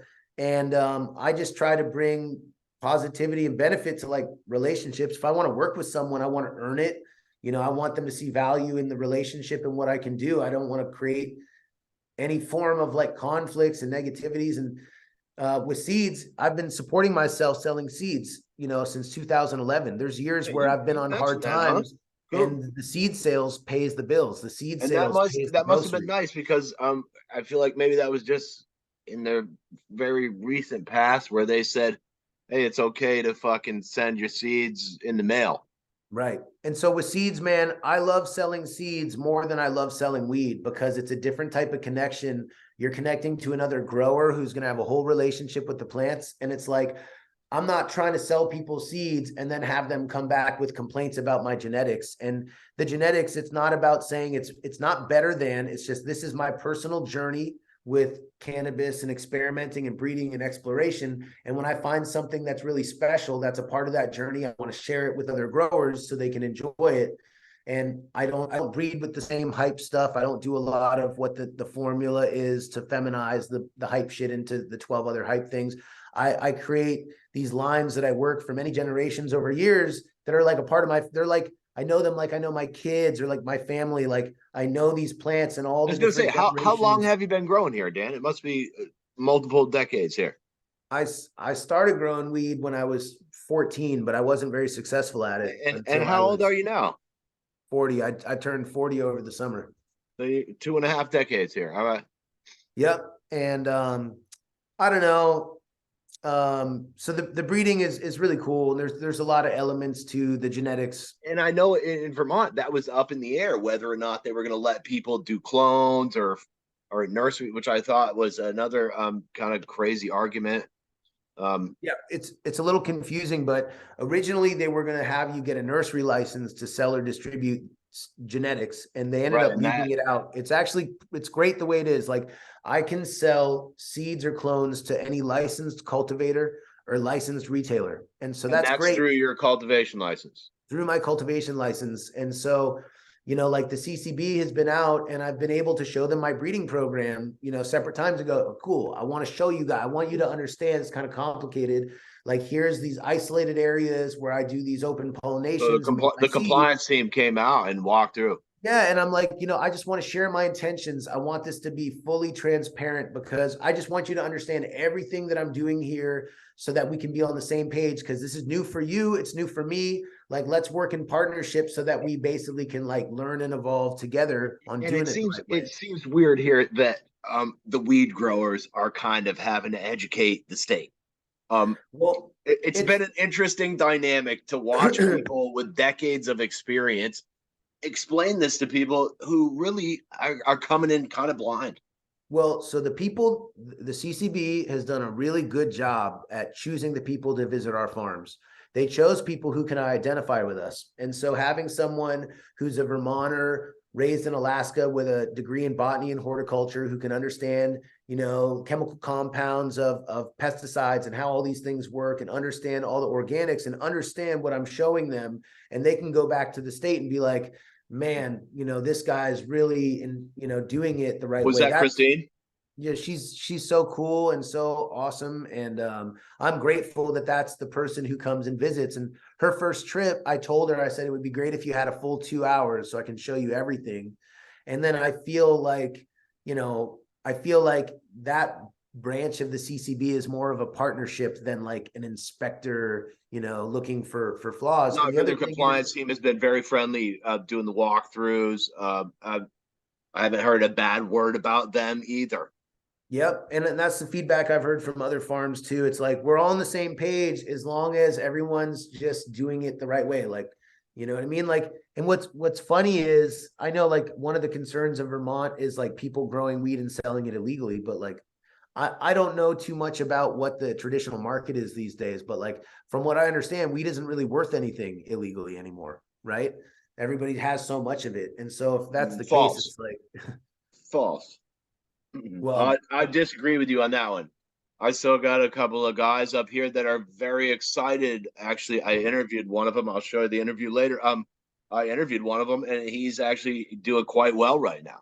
right. Well, The retail prices have sort of made his product even more competitive in a gotcha. sense. That makes sense. So, I'm out of the loop, like I said. Yeah, Um, no, that's a weird one though, Dan. I'm glad you brought that up because it's certainly, in other states they've been predicting, oh, this legal market is just going to wreck the black market, and I just don't see that happening. so the way I see it is if someone wants to grow traditionally and sell weed, I got no problems with that, man. People should be able to do whatever they want to do. And if I want to compete in a legal industry, I should have an opportunity. So like I'm all for like if you are nobody should be getting in a lot of trouble because of a plant. There's a lot of controversies with, legal operators who don't want the competition of the traditional. And like, that ain't me, man. Everybody should do their own I'm thing. seeing that in a lot of states too, which is concerning to me. Also, it's like, dude, like, and a lot of those black market guys or whatever, illicit, whatever we're calling it now. A lot of those guys sort of helped prop up this entire industry, and I see people dropping dimes on them in other states. It's like, don't fucking do that, man. Like, leave those guys That's alone, man. crazy. I mean, I get it. Like, for instance, in LA, there's a lot of illegal dispensaries. And so you have dispensary owners who are getting their asses kicked because their customers can just go to one that doesn't have a license and not pay taxes, and their business Oh, won't right. work. But like, you're I'm not more supposed talking to about rat just on like my people. homie down the road who just wants to slang some AIDS. Like, I'm not talking about like an illegal storefront or anything. Right. No, totally, man. And it's like, that's where I came from. Like I came from growing weed and just trying to get it to people. Right. I don't think people should be judged for growing a fucking plant and trying to sell it. And it's complicated. I made Mhm. my choice to go the direction that I did because I at a certain point thought that, spending, living the way that I was living and growing a bunch of weed was how I wanted to live. And then I saw other people growing that and I wanted them to live that way. And I realized that if I stayed doing that all the way in the hills, I don't think I can preserve it for myself. I think it'll go away. And so having a legal, weed opportunity and having a brand was a way of getting a message about how strong what I want to represent in cannabis so that number one, I can be here in the future, but I also want to preserve that for other people who are close to me, other people who are in my community, other people who have value. Because I think that when you look at brands and the power of what they can do, if they achieve success, they have a big voice. And, my hope is that if I can expand it, I can go to my neighbor, in Humboldt who might be struggling and say, cool, I've got you. If you now grow my genetics, we can hook you up with some SOPs and resources, and I can put it through my brand and pay you a premium so you can keep your farm and not lose your license. That's where I want to take it. I got a guy here who shouted you out here from Cake Extracts. I don't know. Some guys I've been following on Instagram making some really nice rosin with some of your gear. Yanni Maine. I Yeah. saw that. Yeah, those guys in Maine, I saw that they were growing. I saw that they were making a really big effort to grow in a very sustainable way that I thought was going to grow a quality product. And I also saw they had some genetics from like a good friend of mine, or I forget how I figured it out. And then they reached out and I sent them a bunch of seeds to test out. And so I know that they found some cool stuff that they've been working with. And yeah, it's just cool to see my genetics, being grown out there. Let me ask you this, Dan. I just thought of this. Like, I know you can sell seeds anywhere as a seed. Like, the whatever the FDA approved that or EPA, whoever did that. Um, does that set up a situation where someone like might have your genetics in another state and try to say that maybe you brought them weed over state lines or so? Is there any kind of liability connected with those kind of transactions? So, like I said, I've been selling seeds since 2011. And so my seeds have been, grown on every single continent. The way Sick. that I interpret it Really? is That's the awesome. way the way that I interpret it is somebody went to the DEA and asked for clarity because of the hemp bill and the THC, and the DEA wrote back a memo explaining that basically cannabis seeds that grow high THC cannabis are not considered a cannabis product, and they're not considered a federally controlled substance. And so that opens the door for people to just sell cannabis seeds. Now the What was that question shit is, called? The Cole memorandum or something like that? no, so that's different. That's back to the Obama days. The Cole memorandum is I'm having a brain fart. the Cole memo. The Cole memo was something that the head of the Justice Department wrote during the Obama administration that was sent out to states that have medical or adult use cannabis laws that said the federal government is basically saying that we will not be focusing our efforts on Okay, okay. prosecuting people who are following your laws and your state laws. And so anyway, so for the seed thing, the clarity is that the seeds are not illegal, but what hasn't really been answered, well, who produced them and were they produced illegally? Because, in certain states, you can grow a certain amount as a home grower or a certain amount with a medical license. But do you have a reseller's license? Do you need one? Can you sell it the same way you would sell tomato seeds that you made in your backyard? All that's not really determined. And so my seeds are available, online. You can find them at different seed banks. Um, What's up? and You want to plug any of those? I mean, no, because I don't want to, mention one over the other. And Okay, if cool. people I'm are sure. Yeah, interested, if you just Google your name, that shit pops up. if you Google, yeah, you can find stuff. And Cool. I set up a website also That's that nice. I don't promote this website, but I have a website that sells our apparel and our stickers. And the way that I figured it was like I want to hook people up with seeds, but I want to make it like more of an interactive process that you have to, if you really want them, you gotta kind of figure it out. So the way I do it is you can buy like, like our shirts or fucking, apparel on this website, and then you can buy a sticker, and one like a white sticker is for feminized seeds, and it'll give you a choice of which. So basically, you buy a sticker, we send you the seeds as a gift.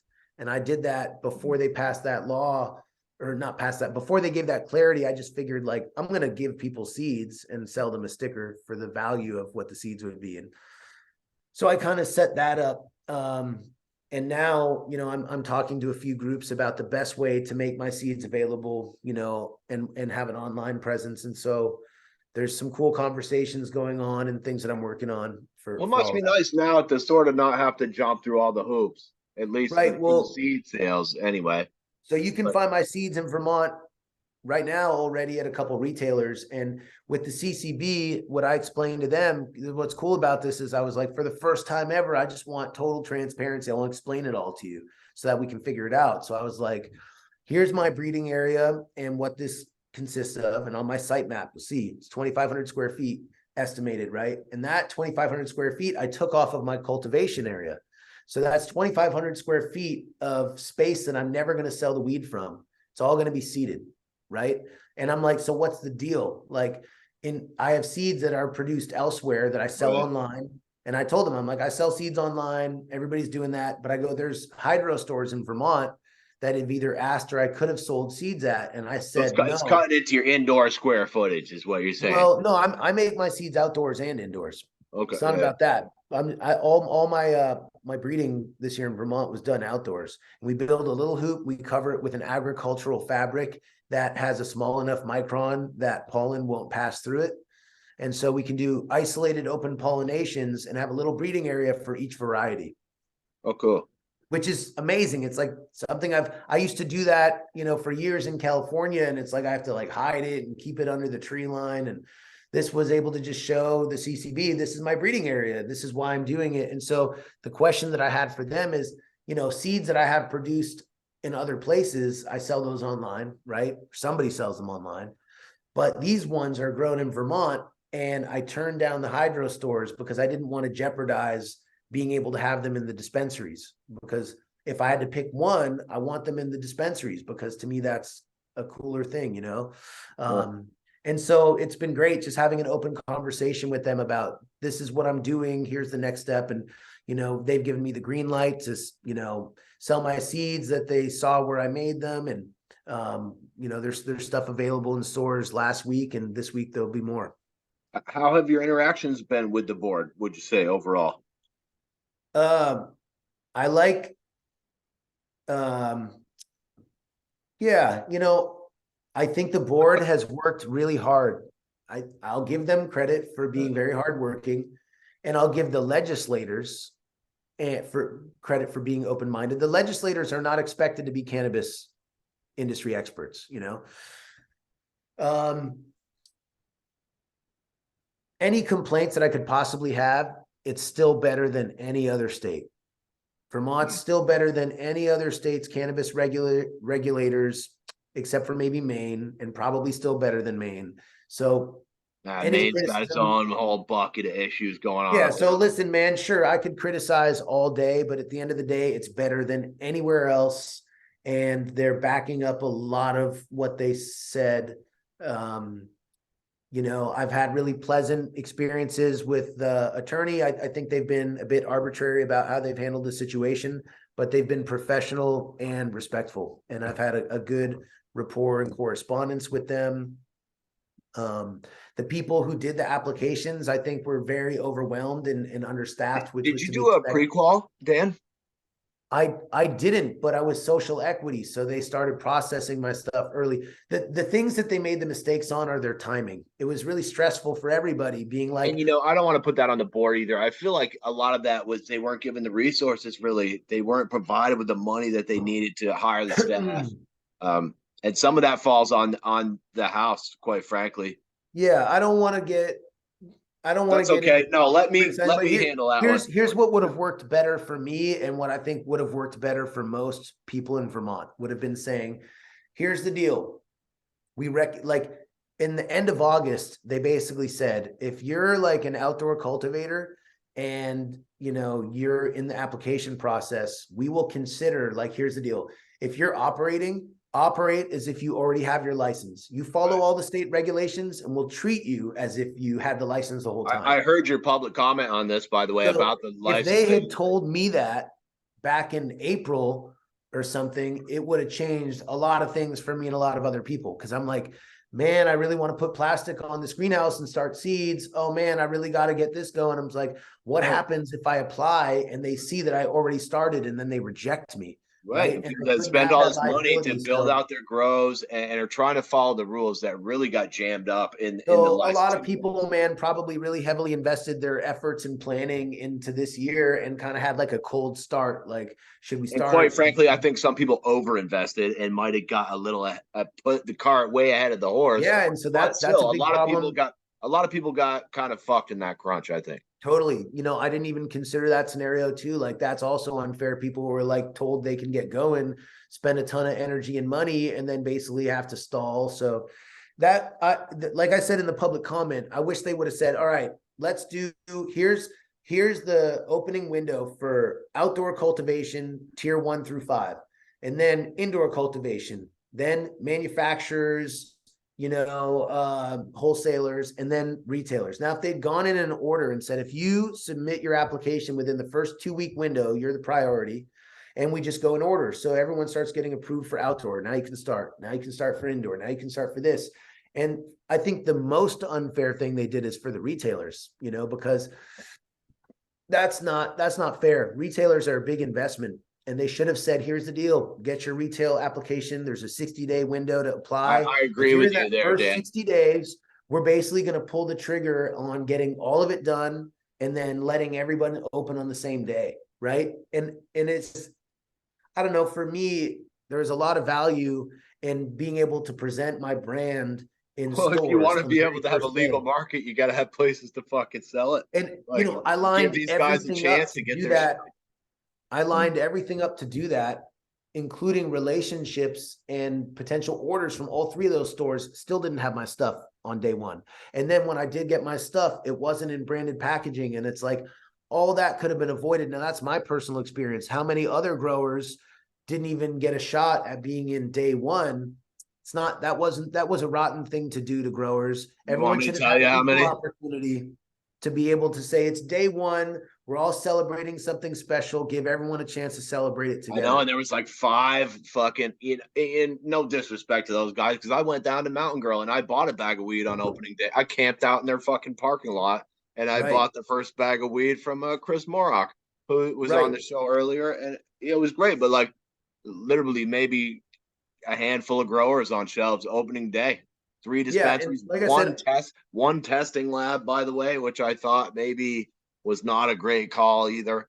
so I saw one of the owners and the founders of one of California's biggest testing labs on Saturday night, and I was hanging out with him, and he's a friend, dude. He's awesome. They have this incredible testing lab, and I'm like, Vermont needs labs. You guys have, Steep Hill's opening in Vermont. These guys have way more resources than Steep Hill, and it's like, you guys should open a lab in Vermont and fucking show the industry how to do it out there I because thought it's the state maybe needed. should have used some of their money to subsidize a lab. They have a ton of I'm gonna labs. Like, reach out. I'm gonna reach out to more people because we need labs in Vermont, and eventually more dude, and will they're all in the open. same area too. So like growers in Brattleboro still, even if still Steep Hill opens tomorrow, that's still like fucking 15 minutes away from biodiagnostics. That's still a Right. 6 hour round trip drive for. And Bia, here's what I'll say about Bia. They're really friendly. They have great customer service. I don't have a single bad thing to say about them, but they're in a difficult situation because Dude, there's just they're in a no log jam. way. Yeah, there's no way they can like actually get it all done in a way that works for everybody. They're doing the best they can with it, and I really do like. I think they did a very good job with customer service. They're all super friendly, but I wish they could get the labs done quicker. Yeah, what kind of turnaround are we seeing on your fucking samples here? It just depends. There's kind of like certain times when everyone got all their stuff in, and the other times when it's not. So it's all good. I don't want to waste too much time talking about the labs. Earlier you mentioned something about COAs. I thought maybe that's the last thing I have on the list here. We got about 2 hours. I don't know if you care to comment on any of that shit, but that's all I got left, Dan. Really? Oh no shit. Well, Only 2 hours. Yeah, sorry, man. I don't think the COA. What time is it? It's only six. It's 10 to 6 here. No way. We've been talking for that And long. I always leave the last word for my guests here. And I was hoping maybe you'd talk about some of these hip hop shows at Zen Barn. Sure. Yeah, I would love to, man.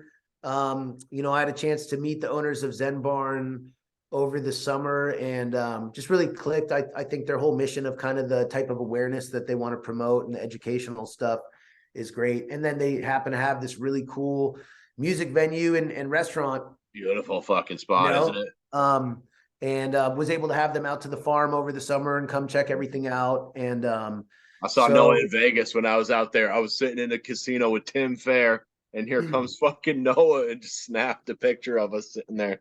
right. And And we had a couple of drinks. Yeah, yeah. so anyway, I've been a rapper. I've been a hip hop artist for a long time and have been writing for a lot of years and waiting for the right time to start, releasing music. And Zen Barn had a little kind of like private party celebrating, the opening day of their retail, and I wanted to stop in and show some support. What's up? And You got then, Inspector Deck coming out. after what's up? You got Inspector Deck coming out. I'm sorry, I jumped the gun Yeah, on that no, one. yeah. So anyway, I come downstairs, I got excited. Sorry. from being upstairs, and I had no idea there was a hip hop show going on. There's this incredible performer, Superman, who's this unbelievable like Native American rapper, comes out in this full Native American headdress and super badass. But I had no idea that was going on. And I come downstairs. The opening act are these two local guys from I think the Montpelier area, and they were kicking freestyles. And they sounded like the Beastie Boys with like a Gang slang. reggae style. And Noah Weapon. was cool enough to let me get up and like get up on the mic and freestyle with those guys. And then he was like, yo, that was actually really cool, man. Like, people were really surprised to see you rap like that. And so we talked about the idea of finding a way to collaborate, and bring our weed worlds together, but also kind of do some fun entertainment stuff. And for me, I've always wanted to, be able to support music and art and culture and perform myself. And I always want to make it about things that are personally cool and fun to me, and create those opportunities for other people to get down. And so, yeah, we're going to do this New Year's Eve celebration at Zen Barn, and Capadonna and Inspector Deck from the Wu-Tang Clan are coming to headline the show. For me, that's a big deal because I've been listening to the Wu-Tang since I was like 14, 15. And Capadonna has one of my favorite verses. I don't know if anybody knows the song on Ghostface's album. I forget which song number it is, but it's some Winter Wars. Anyway, Capadonna basically blacks out and goes off, smoke a blunt and down 917-9416-0311. So you can get, I know the whole verse, and it's just like, crazy. And Inspector Deck. Next show, bro. Yeah. And battling. You don't want me to start rattling all up in your snakes, jakes keep rattling, bitch. You ain't got nothing on the Ritz. Every other day, my whole dress code switched. Just in case you want to clock me like Sherry, So anyway, Inspector Deck is the Rebel INS, and my brand is Rebel. I saw him back at old fucking Higher Grounds, dude, back in like 2000, maybe, dude. It was fantastic with Jizza and the Master Killer. So I'm really excited to be able to put this event on, and it's going to be a lot of fun. And for me, it's like a dream come true because number one, my weed brand finally is able to start showing some support to the community and doing events and entertaining and having fucking fun. A great spot to fucking put a show on, dude. We get to do it on New Year's Eve. We bring Capadonna and Inspector Deck. They're bringing like a whole crew of people. And then I've got, so I'm going to host the show. You got to get me in there, Dan. What's up? You got to get me in there. Yeah. Oh, yeah. So here, I'll tell you about the lineup. So when I came that one night and got to rap on stage, I didn't realize it, but the opening acts just basically let me on stage with them, and we freestyle back and forth. It's this dude, Said One and Humble, who are MCs from the Montpelier area. And like, man, that's Dustin, I believe. A lot of rappers would not be cool. That's the Boom Slang guys. Boom Slang.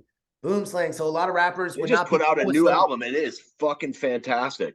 Yeah. So a lot of rappers would not be comfortable with some random dude just getting up and rapping with them in their opening set. And they were really welcoming to that. And on top of that, I wasn't expecting to see some local dudes be so talented, and they were freestyling. They were dope. And then when the three of us went on, the dynamic, all three of us back and forth. So I wanted to have these guys open up for the Wu-Tang show. White dude, long dreadlocks. Humble. They both have dread. Man, we just met that one night, and I was, I was lit up. Humble's another one who's been doing a couple songs with my dude Mavstar that I just had on. Yeah. Cool. So basically, I wanted those guys to come and open up and perform, because they're really talented and great. So that's your opener for Inspector Deck. And then after that, I'm gonna do an opening set myself. And so I'm gonna premiere a few songs of mine that I think people, will really get. And that's exciting for me because I haven't done a real performance in Vermont since like some pizza place in Winooski in like 2003, and I think I might come over there for New Year's, man. Yep. That would be great, man. We want people to come out, and then a special treat. So after Capadonna, Inspector Deck, and their whole crew, I'm flying out a friend of mine who's a world-class talented DJ, Tasso Tech Life. And he's part of this internationally known Tech Life crew, has toured all over the world. But in terms of like DJ, who's just so dope in like mixing different genres of music and keeping like a really high energy party, he's so dope. I had the opportunity to see him perform in LA. And so he's co-producing a lot of my music together. And I'm just such a fan of his. Like, some of his beats, I tell him, I'm like, we could play this for someone, and I could tell them it was DJ Premier, and they would believe you. Dope. I got a couple DJs I should put you in touch with as well, man.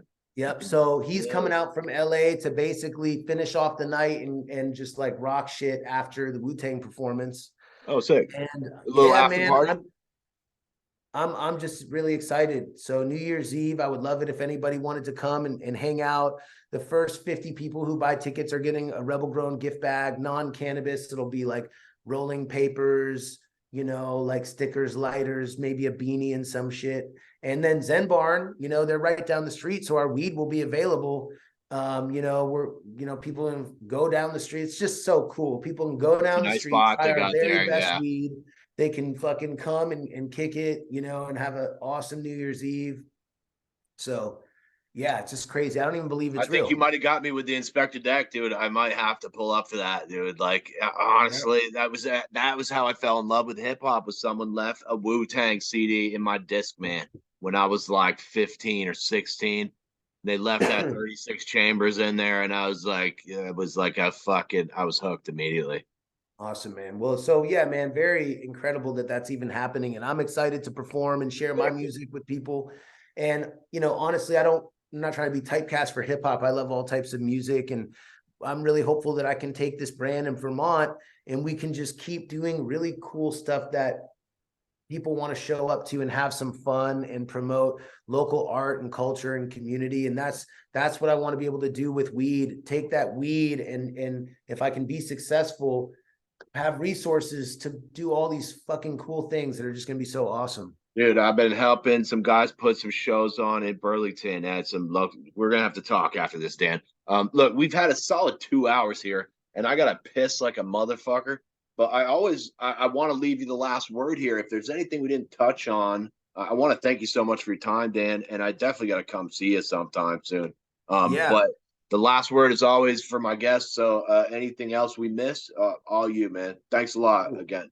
Yeah, well, I really appreciate it, man. It's good spending some time talking, and we're pretty close. We're like neighbors, and so I we'll know. definitely have you out and get to kind of show you around. And yeah, thanks for having me on the show. You know, if anybody's watching, you know, I appreciate that you took the time to hear a little bit of my story. And you know, there's a whole lot of layers to it, and looking forward for opportunities to kind of share more of it. And yeah, have a great I'll bring evening. you back on as a monthly guest. Shit. I'm down. I'm always Thanks a down. lot, Dan. I appreciate you. And then this was fantastic, man. Best of luck to you.